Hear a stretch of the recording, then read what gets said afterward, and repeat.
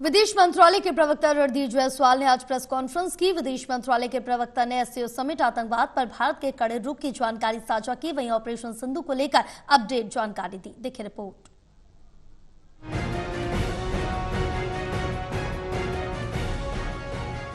विदेश मंत्रालय के प्रवक्ता रणधीर जायसवाल ने विदेश मंत्रालय में अहम प्रेस कॉन्फ्रेंस की है।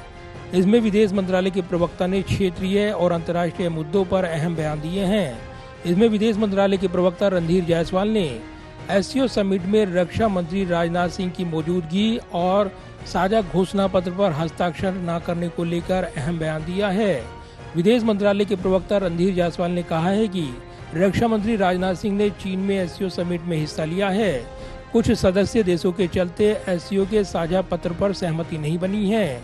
चूँकि ज्वाइंट डिक्लेरेशन पर एक पक्ष की असहमति रही, इसलिए इस पर आम सहमति नहीं बन पाई और ये पारित नहीं हुआ।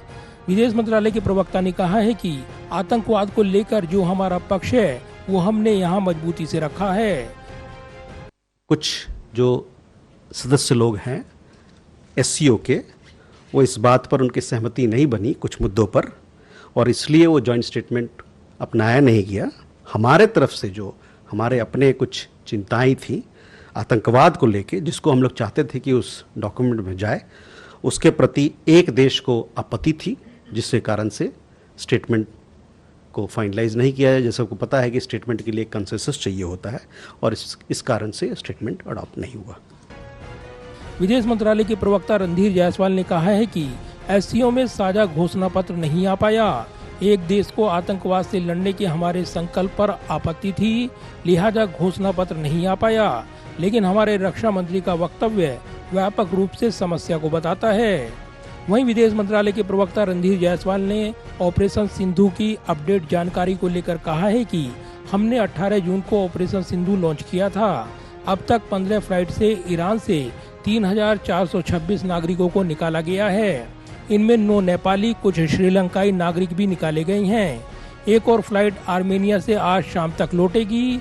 वहीं इजराइल से 4 फ्लाइट से 818 नागरिकों को निकाला गया है। विदेश मंत्रालय के प्रवक्ता रणधीर जायसवाल ने कहा है कि हम स्थिति की समीक्षा कर रहे हैं। हम सीज फायर का स्वागत करते हैं। देखिए, 18 जून को हम लोगों ने ऑपरेशन सिंधु को लॉन्च किया था, और ऑपरेशन सिंधु में ईरान से और इजराइल से लोगों को वापस, भारतीय नागरिक को वापस लाया गया है। जहाँ तक ईरान का सवाल है, वहाँ से हम लोगों ने 3426 भारतीय नागरिकों को, 11 ओसीआई कार्ड होल्डर्स को, 9 नेपाल के नागरिक को और 4 मेरे ख्याल से श्रीलंका के नागरिकों को हम लोगों ने वापस लाया है। और साथ ही साथ एक ईरानियन महिला जो एक भारतीय नागरिक से ब्याही है, उनको भी वापस लाया है। वहीं विदेश मंत्रालय के प्रवक्ता रणधीर जायसवाल ने पीएम मोदी के ब्रिक्स के लिए ब्राजील जाने के सवाल पर कहा है कि पीएम मोदी के अगले विदेश दौरे की जानकारी जल्द दी जाएगी।